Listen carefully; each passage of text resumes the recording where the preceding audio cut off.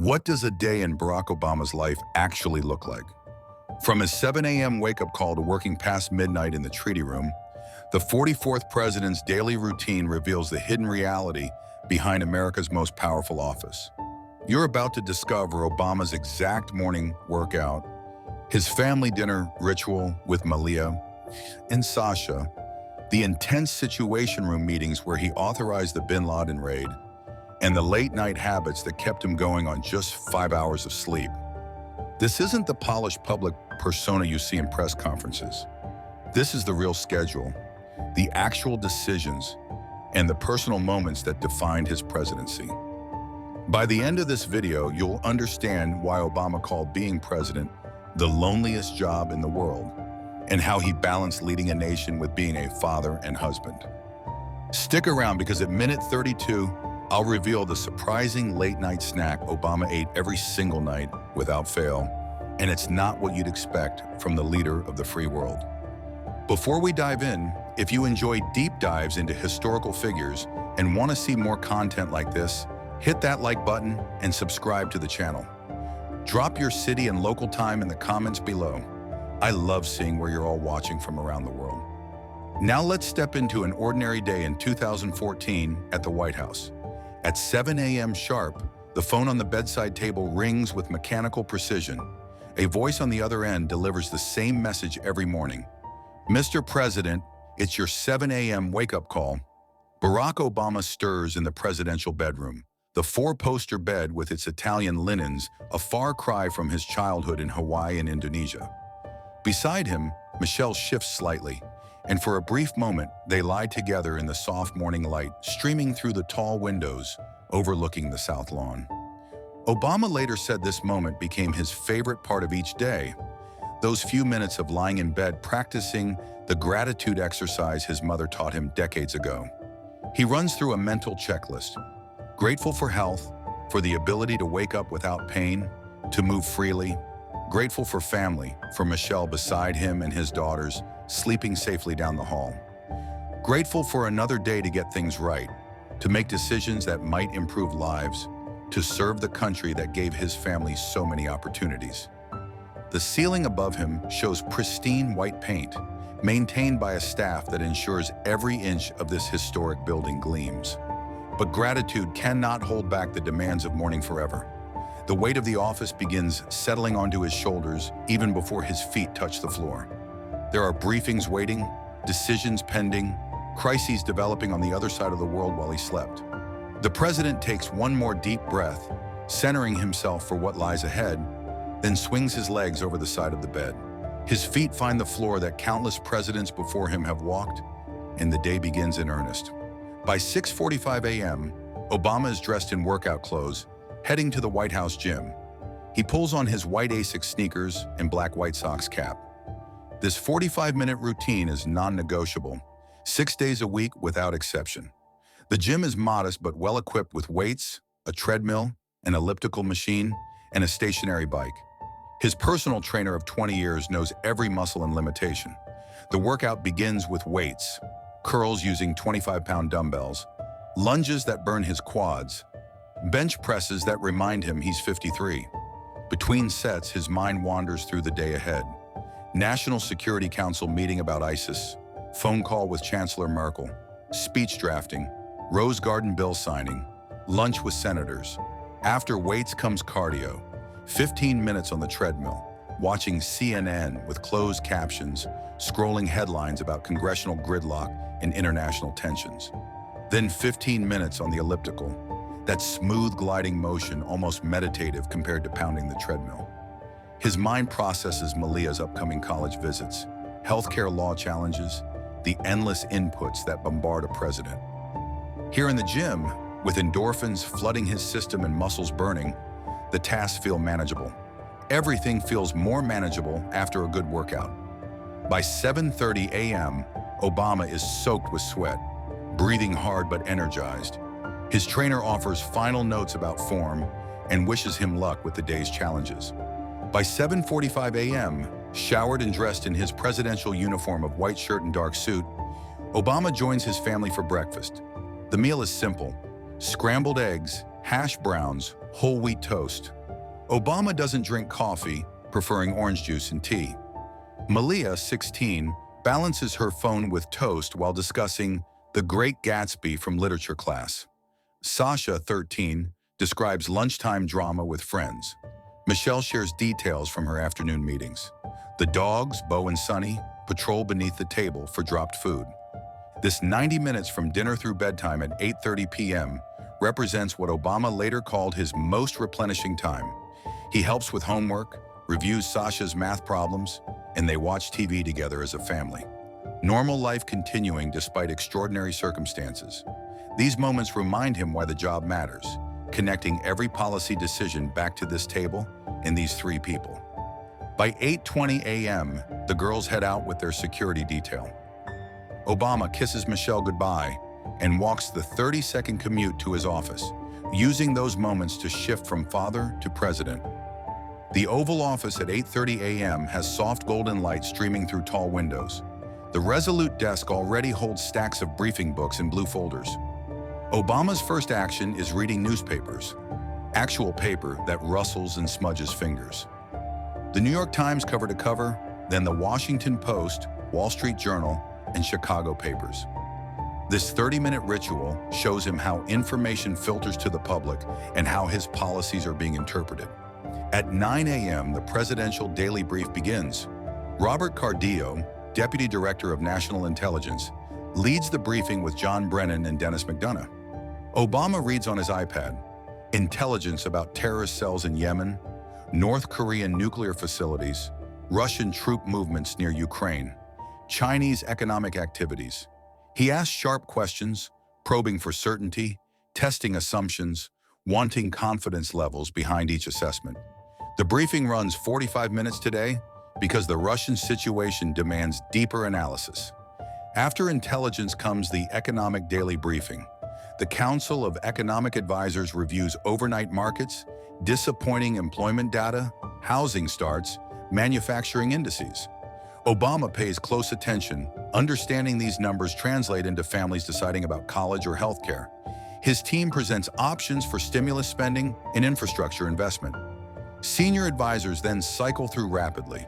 The Chief of Staff on congressional negotiations, the Press Secretary previewing likely questions, the National Security Advisor on Syria response options.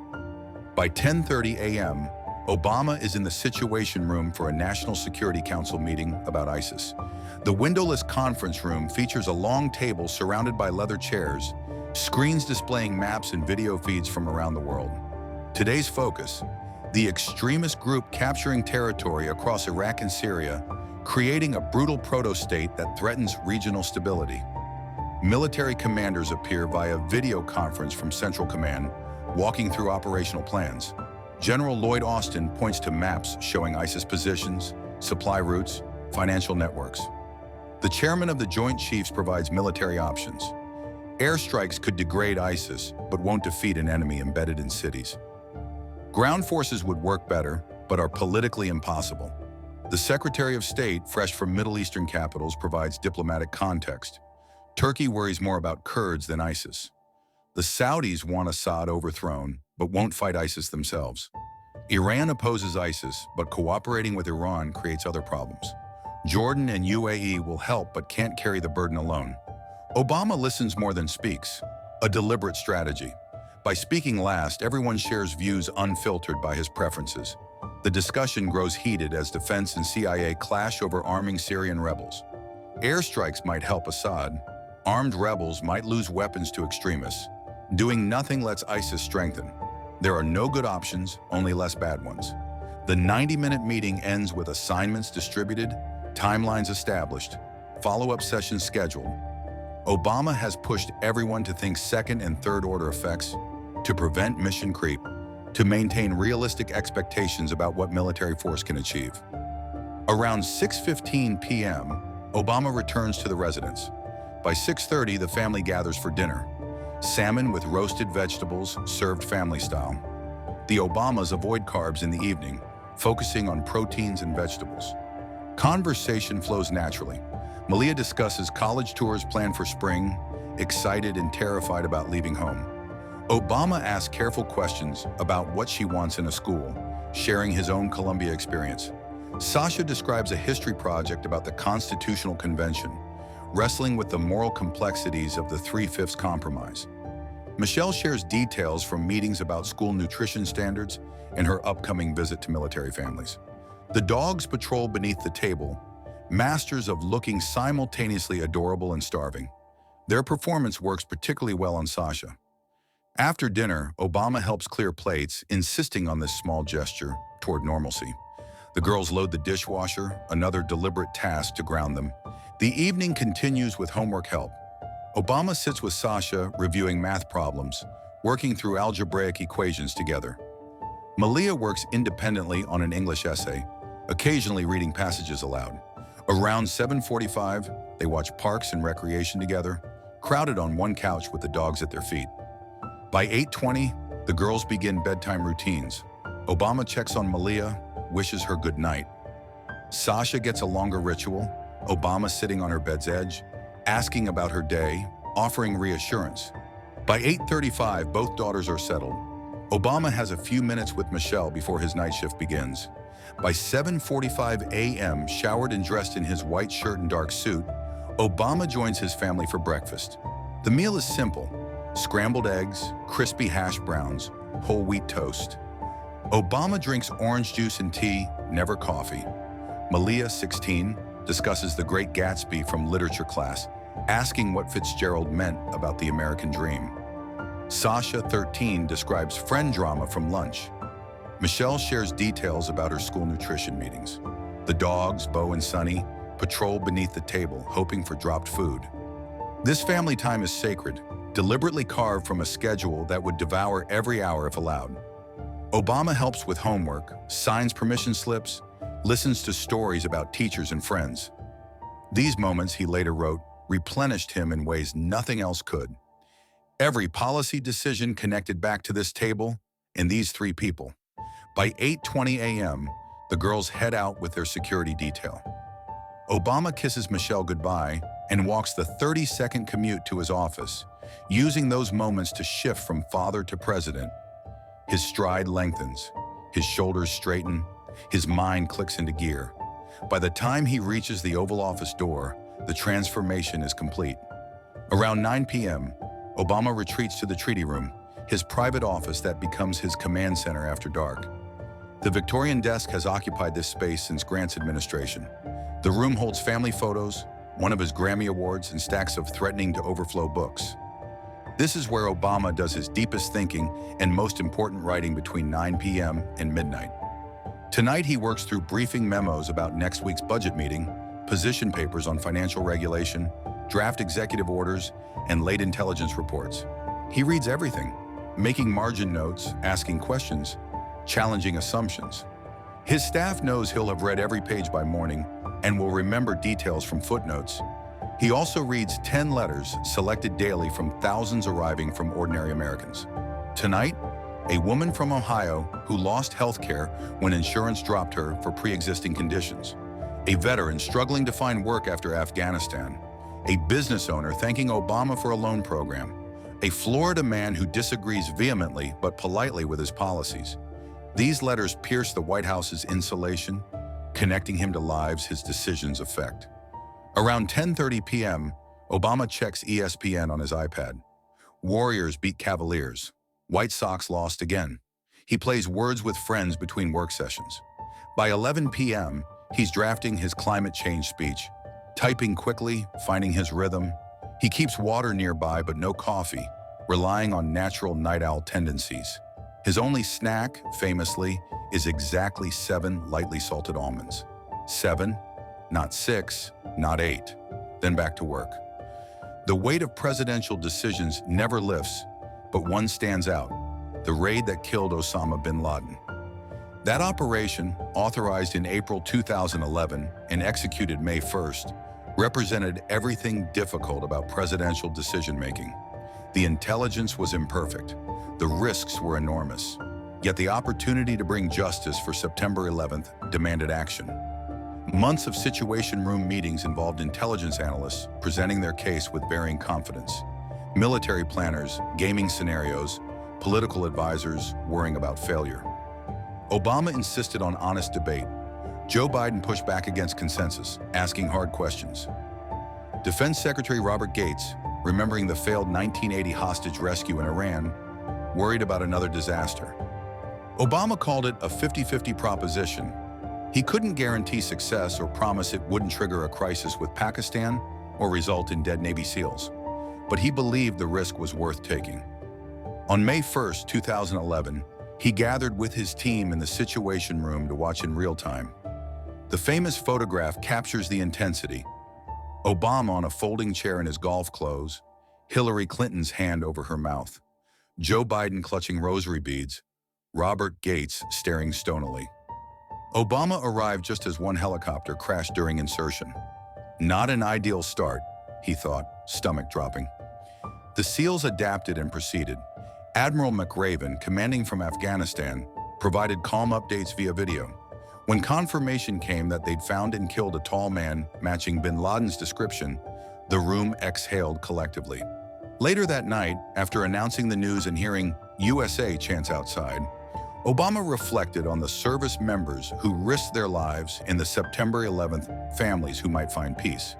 The Affordable Care Act represented another presidential gamble. Obama staked his political capital on expanding health care to millions of uninsured Americans, ending practices like denying coverage for pre-existing conditions. The effort consumed 427 days of brutal negotiations with hospitals, insurance companies, patient advocates, and reluctant Democrats. Republicans uniformly opposed it. The October 2013 website launch nearly destroyed everything.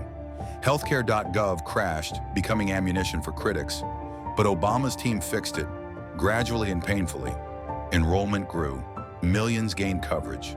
People with pre-existing conditions could get insurance. The uninsured rate dropped by half, roughly 20 million newly covered. Not perfect, but working.